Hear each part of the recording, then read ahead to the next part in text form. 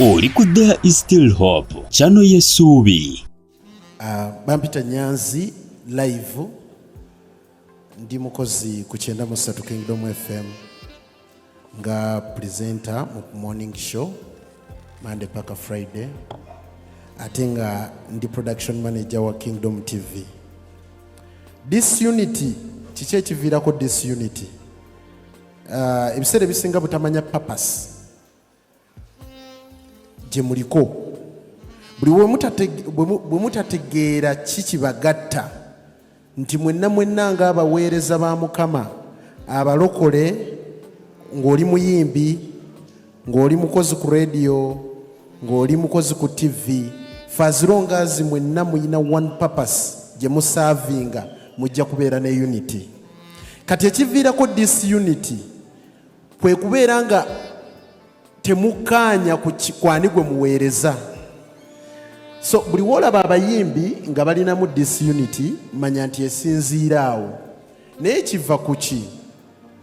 Gospel industry ffenna tukkirize erimu baganda baffe ne bannyinaffe ababadde baweereza okumala ebbanga eddene nga baweereza mu nnyimba nga bwedda ze bali okuyimba wano era muwulidde ebigambo bye bazze basharinga okuva we twatandikidde.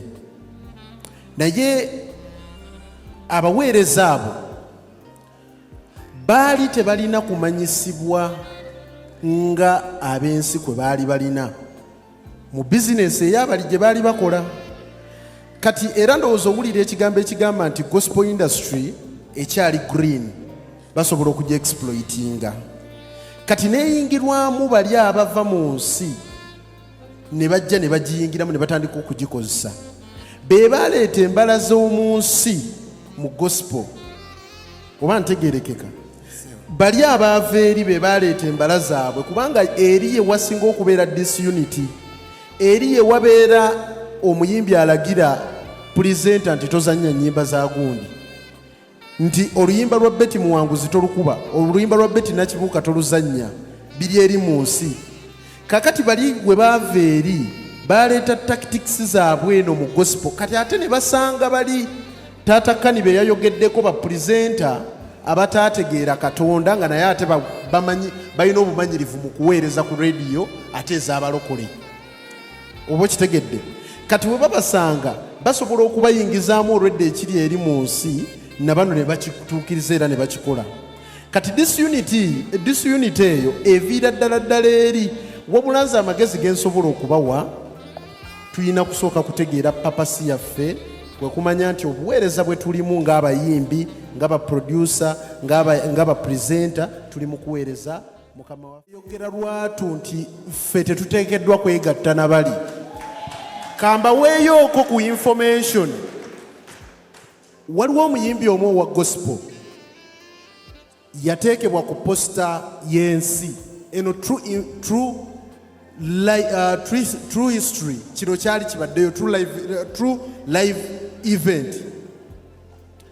Omwana ow'obuwala bamuyita Joan yakwata ekkubo n'agenda mu kivulu nga mulokole olw'okubanga alabye ku posta kuliko omuyimbi owa gospel nga posta y'abayimbi bansi naye nga kuliko omuyimbi wa gospel gwe tutwala nti ayimba ennyimba za gospel nga bamutaddeko ku posta. Omwana ow'obuwala oli bwe yatuukayo omuyimbi ono owa gospel bamulwindikiza bamudireyinga okupafoominga. Ono n'asooka downloadinga byaliwo ennyimba z'ensi zonna emizimu egyo egigibeerako okuva ssaawa 1, 2, 3, 4, 5. Omuyimbi wa gospel yayimba ssaawa 6. Omwana ow'obuwala zigenda okuwera ssaawa 7 ave mu kivulu ekyo. Waliwo abavubuka babiri, omu yajja n'amukwata n'amuwalaawala. Buli yamubuuzanga nti lwaki owalaawala ono omuwala ng'agamba nti kano kaddemu kange kalidde ssente zange kaganya kunzigyamu. Naye nga byayogera abyogera olw'ensonga nti public audience gy'alimu ejja kukkiriziganya nakyo olw'ensonga nti abateekeddwa okubaayo beebo bwe batyo.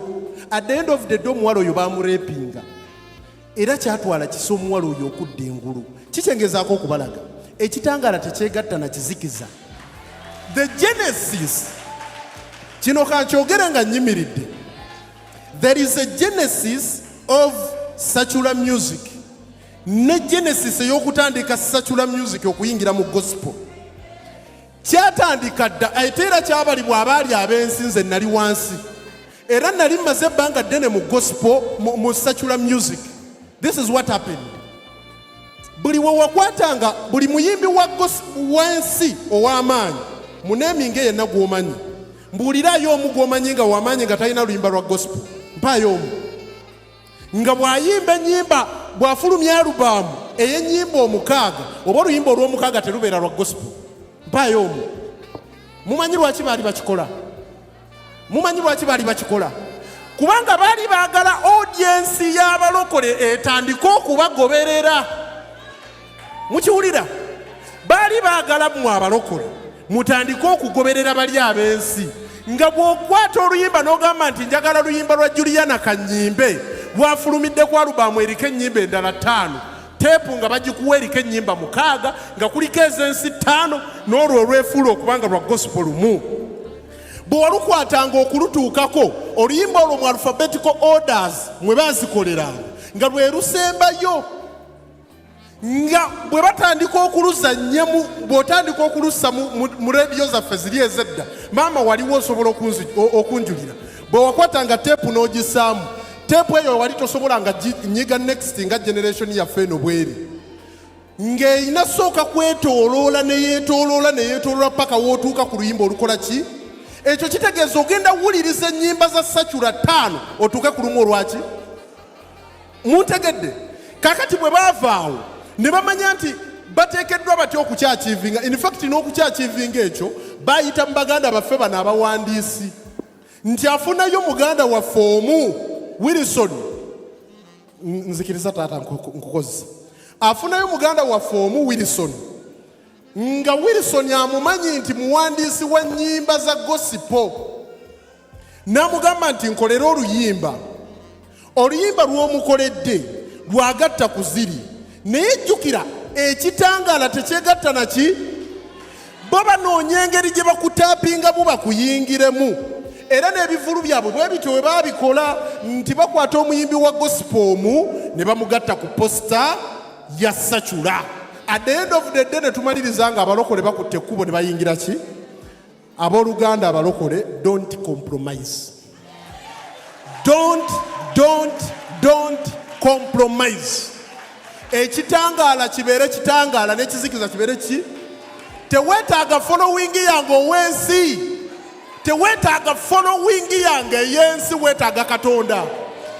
Oyo Katonda ajja kuwa following. Muntegedde ebigambo ebyo? Tocompromising agenda kuyimba na muyimbi wa secular. Ki ekigenda okuddira? Biki ebigenda okubeerayo? Don't compromise. Katonda oyo yakutandika era eyakuwa ekitone ekyo ajja kusitula mu linnya erya Yesu. Neyanza. Weebale kulaba There is Still Hope. Okumanya ebisingawo tukubire ku 0752 34 14 47 oba ku 0761 08 83 15. Osobola n'otufuna ku email eya tshitv74@gmail.com. Eno ye There is Still Hope, channel y'essuubi.